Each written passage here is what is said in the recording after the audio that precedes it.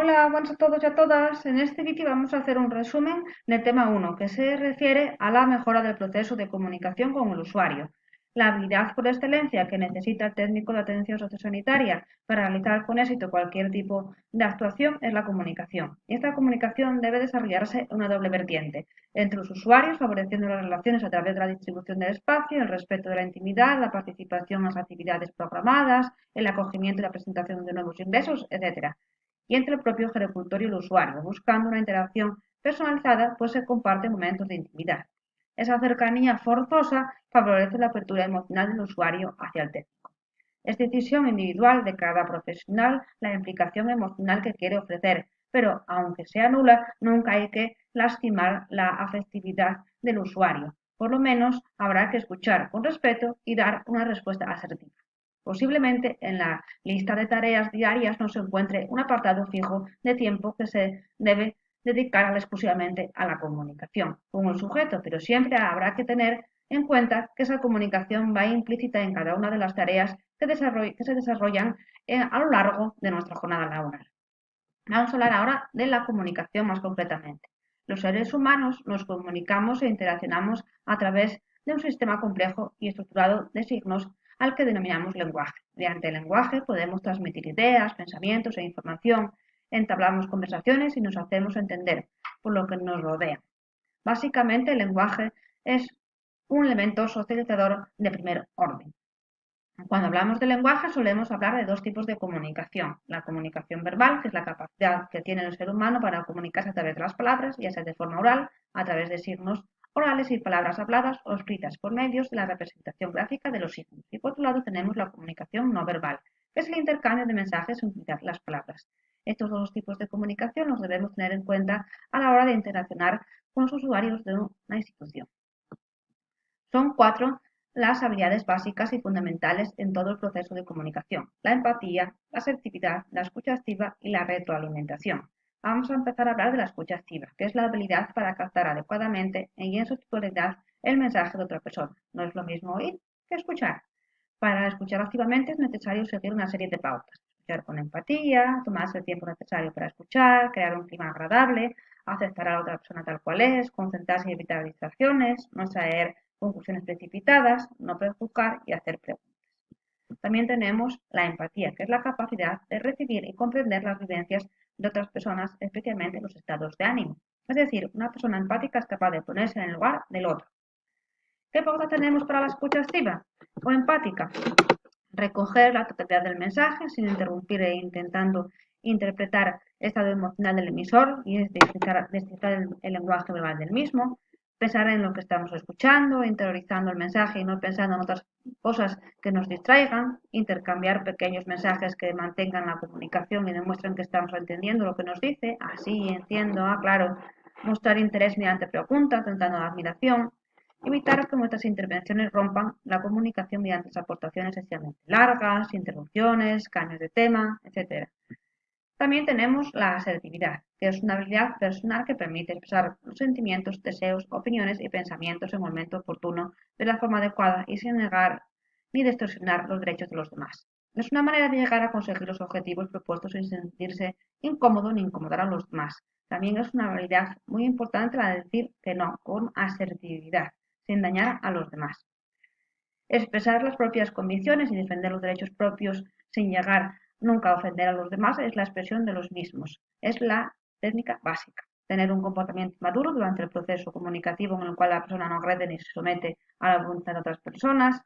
En lo que los usuarios siempre nos van a estar pidiendo más, atiéndeme solo a mí. No, hay que saber decir que no con asertividad. Estar abierto a las opiniones ajenas, dándoles la misma importancia que las propias, respetar a los demás y a uno mismo, evitando siempre el conflicto, sin por ello abandonar ni dejar de expresar las propias opiniones.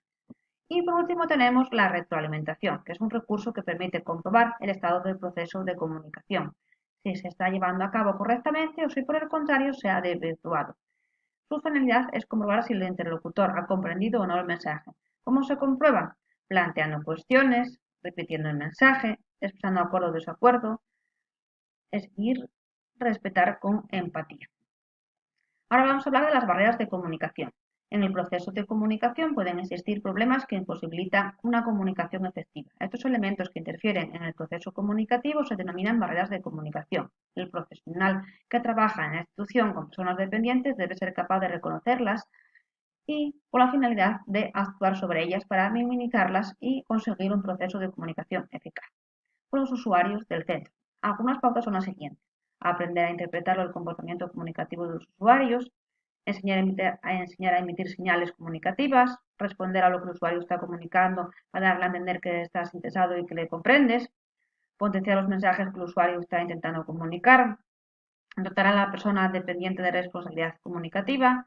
Esto se consigue no adelantándonos a los pensamientos ni anticipándonos a sus acciones o necesidades, sino ofreciéndoles la oportunidad de pedir lo que desean, sabiendo esperar, haciendo pautas para la interacción, etc. Para que se produzca una buena comunicación debemos asegurar que el usuario ha entendido correctamente el mensaje que queremos transmitirle. Es muy importante que el mensaje sea transmitido con claridad y sencillez, para que pueda ser entendido más fácilmente por el usuario, sobre todo cuando se trata de personas con problemas de comunicación y lenguaje, debido a sus trastornos que padecen. Tenemos algunas pautas generales de comunicación en instituciones que pueden ser las siguientes: hablar al usuario con respeto, emplear un vocabulario adecuado y sencillo, evitar dispensar un trato paternalista a la persona dependiente, no adoptar gestos corporales o actitudes que pueden ser interpretados como rechazo, sorpresa o curiosidad, ofrecer una actitud general de escucha, prestar una especial atención al uso del lenguaje no verbal para reforzar nuestras palabras, utilizar un lenguaje sencillo, directo y breve, organizándolo en frases cortas y prescindiendo de tecnicismos incomprensibles para el usuario, seleccionar siempre que sea posible un entorno adecuado, tranquilo y sin ruidos, realizar preguntas cerradas que puedan ser contestadas con un sí o con un no, atender a todas las preguntas que realice la persona, establecer y mantener un contacto visual correcto durante las interacciones, mantener un trato cercano y llamar a la persona siempre por su nombre, ofrecer al usuario tiempo para procesar su respuesta antes de contestar, y establecer relaciones basadas en la sinceridad. También tenemos otras técnicas que son utilizar el lenguaje en positivo, ofrecer lecciones siempre que sea posible. De esta forma se fomenta el sentimiento de autonomía y de control, utilizar un tono de voz apropiado a la situación, evitando elevarlo, ya que si no le hace que se pongan nerviosos. Y por último, repetir, clarificar y resumir el contenido de la información, por una parte de la que nos transmite el usuario para hacerle ver que el mensaje ha sido interpretado correctamente y por otra nuestra propia información para asegurarnos de que le llega y le comprende. Por último, las personas dependientes no solo necesitan ayuda de los profesionales, sino también de personas cercanas que les brinden apoyo, cuidados, comprensión y cariño. Existen actitudes familiares de cooperación que van a facilitar la adaptación del usuario a la institución. Algunas recomendaciones que facilitan una relación comunicativa fluida entre el centro y las familias son las siguientes. El centro deberá comunicarse con las familias de forma directa y clara, utilizando un lenguaje sencillo y huyendo de tecnicismos. Responder a las expectativas y dudas de la familia desde el primer momento, ofrecerles participar en las actividades que se programen y en el desarrollo de la vida diaria, contar con profesionales formados en unidades comunicativas y disponer de mecanismos para recoger opiniones, sugerencias, críticas. Y las familias también, por su parte, deben involucrarse participando activamente en las propuestas que reciban del centro. Hasta aquí el resumen del tema 1. Espero haberlo explicado lo mejor posible. Si no, cualquier duda me la podéis plantear en la plataforma. Hasta pronto, un saludo y muchas gracias.